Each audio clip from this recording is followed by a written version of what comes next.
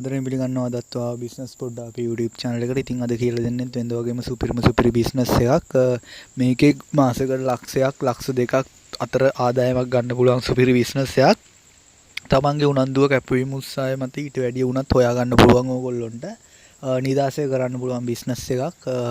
කාගේවත් යටේ වැඩ කරන්න කැමති නැති කට්ටියට කරන්නත් පුළුවන්. ඒ වගේම කාගේ හරි ඒ කියන්නේ වාම කොයි හරි ජොබ් එකක් කරනවා නම් රජ ආයතනයක එහෙම නැත්නම් පෞද්ගලික ආයතනයක ජොබ් එකක් කරනවා නම් මේ ව්‍යාපාරය කරගන්න ලේසි. එහෙම නෑ කියලාත් නෑ. හරි ඉතින් වැඩි කතා ඕනේ මං කියන්නම් මොකද්ද බිස්නස් එක කියලා. ඊට කලින් කියන්න ඕන තාමත් මම subscribe කරලා නැත්නම් subscribe කරලා notification all කරලා තියාගන්න. මොකද මං ඉස්සරහට දාන්න හදන වීඩියෝ ආ කරන්න හිතන් ඉන්න බිස්නස් එක වෙන්න පුළුවන්. නැත්නම් වඩා වැදගත් වෙන්න පුළුවන්. හරි ඉතින් අද කියලා දෙන්නේ කොහොමද මේ උගස් ගන්න ව්‍යාපාරයක් කරන්න කියලා. උගස් බිස්නස් එකක් කරන්න කොහොමද කියලා තමයි කියලා දෙන්න යන්නේ. ඉතින් මේ උගස් ව්‍යාපාරයක් කිව්වට පස්සේ පොලියට සල්ලි දෙන එකත් මේකටම කියලා දෙන්නම් කොහොමද මේ දෙකම එකට කරගන්නේ කියලා.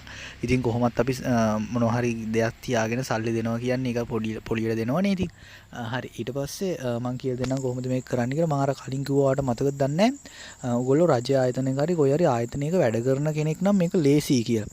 ඉතින් ඒ වගේ කට්ටියට මේ රජ ආයතනයේ කට්ටියම ඔය අතමාරු ඉල්ල ගන්න එනෝනේ. ඉතින් පොඩ්ඩක් ඔයා මෙහෙම උගස් ගන්නවා කියලා ඒගොල්ලෝ අතර රාවයක් ගියාට පස්සේ ටික කාලයක් මෙහෙම සල්ලි දෙනවා ගනුදෙනු කරනකොට ඒගොල්ලෝ ඔයා ගාවට එනවා අතමාරු ඉල්ල ගන්න. ඊට අමතරව ඔයාලා ගෙවල් පැත්තෙත් මේක ප්‍රසිද්ධ වුණාට පස්සේ ඕගොල්ලෝ ගාවට කස්ටමර්ස්ලා හොයාගෙන එනවා. උගස් ගන්නකොට ඕගොල්ලෝ මතක තියාගන්න ඕන රත්තරන් බඩු ඒ වගේම ෆෝන් දුරකථන ලැප්ටොප් ට්‍රීවිල් වල පොත් සහ බයික් වල පොත් ඊට වැඩි දේවල් ගන්න යන්න එපා. ලොකු දේවල් ඉඩම් නම් කොහොමවත් ගන්න යන්න එපා. ඒවයි ප්‍රශ්න වැඩි. ඔයාට තේරෙන්නේ නැහැ ඉඩම් එහෙම බලන්න. ඔය ට්‍රීවිල් එක පොතක් බයික් එක පොතක් බලා ගන්න අපි හැමෝම දන්න ඔරිජිනල්ද ඩුප්ලිකේට්ද එන්ජින් අංග චැසි අංගය නිවැරදිද කියලා ඒ ඔක්කොම බලා ගන්න අපි දන්නවනේ. ඒ නිසා ඒව කරන්න පුළුවන්. ලැප්ටොප් ෆෝන් ගනිද්දිත් පොඩ්ඩක් ඔය අතපොත ගාලා බලනකොට ඒක ෂෝට් එහෙම නැත්නම් ලෙඩ තියෙනවද කියලා ඕගොල්ලන්ට හොයාගන්න පුළුවන්. ඩිස්ප්ලේ අවුල් ටච් අවුල් තියෙනවද කියලා. හරි ඊට පස්සේ ඕගොල්ලෝ මේ බඩු ගස් ගන්න ඕනේ. ඒත් එක්ක මම කියන්නම් ඕගොල්ලෝ දැන් මේ ගත්ත බඩු කියන්නේ උගස් ඕගොල්ලෝ ගන්න බඩු කොහොමද ඕගොල්ලෝ කියන්නේ පොලිය මොන විදියකට පොලියකටද කොහොමද දෙන්නේ කියලා. ඉතින් සාමාන්‍යයෙන් ඕගොල්ලෝ හිතන්න දැන් ඕගොල්ලන්ට බයික් එකක් කවුරු හරි උගස් කරනවා කියලා ඒ බයික් එකේ මිල ලක්ෂ 4ක් වෙනවා නම් ඕගොල්ලන්ට පුළුවන් ලක්ෂ 2ක් දක්වා ඒගොල්ලන්ට දෙන්න මේකට ණය. ඒ කියන්නේ පොලියට සල්ලි දෙන්න පුළුවන් ලක්ෂ 2ක් දක්වා. ඕනම භාණ්ඩයක වටිනාකමින් භාගයක් තමයි දෙන්න ඕන. ඉතින් භාගයට අඩුවෙන් තමයි ඒගොල්ලෝ බොහෝ විට ඉල්ලන්නේ. භාගයට වැඩියෙන් ඉල්ලුවට දෙන්න එපා. ඔයාලට විකුණ ගන්න අමාරු වෙනවා. එහෙම දුන්නොත් මැසින්න වුණොත් හදිසියෙන්වත් ඔයාලට අලාභ වෙනවා. මේ නිසා හැම භාණ්ඩේ වටිනාකමෙම භාගයයි දෙන්න ඕන ඕගොල්ලෝ. ඉතින් රත්තරන් බඩුවක් ගත්තත් එහෙමයි. මම ඊළඟ වීඩියෝ එකෙන් ඉස්සරහා වීඩියෝ එකකින් ඕගොල්ලොන්ට කියලා දෙන්නම් රත්තරන් බඩු උගස් ගන්නේ කොහොමද සහ රත්තරන් බඩු ව්‍යාපාරයක් කොහොමද කරන්නේ කියලා. ඒ කියන්නේ රත්තරන් බිස්නස් එකක් කොහොමද කරන්නේ කියලා. සුපිරියට ලාභ ලබන්න සහ රත්තරන් බඩුත් එක්ක ව්‍යාපාර කරන්නේ කොහොමද රත්තරන් බඩු කොහෙන්ද ගෙන්නවන්නේ ඒ වගේ ලොකු විස්තරයක් මම ඉස්සරහා වීඩියෝ එකකින් ඕගොල්ලොන්ට දෙන්නම්. ඉතින් මේ විදිහට ඕගොල්ලෝ උගස් ගන්න බඩු වලට කියන්නේ බැංකුවේ ගානට වැඩිය ඕගොල්ලෝ 3% විතර නැත්නම් 2ක් විතර අඩුවෙන් තමයි ඕගොල්ලෝ පොලිය කියන්න ඕන. දැන් උදාහරණයක් විදිහට අපි හිතමුකෝ බැංකුවේ 20%යි නම් රත්තරන් බඩු වලට එහෙම නැත්නම් උගස් කියන්නේ බැංකුවේ ඔය ට්‍රීවිල් බයික් එහෙම ෆිනෑන්ස් කම්පැනි වලට තියලා ගන්න පුළුවන් පොත තියලා. ඒ වගේ තැන්වල 120යි නම් පොලිය ඔයා 17ක් 18ක් වගේ පොලියක් තමයි කියන්න ඕන. ඒගොල්ලන්ට වැඩිය අඩු පොලියක්. මොකද නැත්තම් ඒගොල්ලන්ට පුළුවන් මේ වගේ තැනකට ගිහිල්ලා කරන්න ඔයා ගාවට එනවට වැඩිය. ඉතින් ඔයා ගාව පොලිය අඩු නිසා තමයි ඒගොල්ලෝ ඔයා ගාවට එන්නේ. ඉතින් මේ මාසයක පොලිය හදන්නේ මේවට.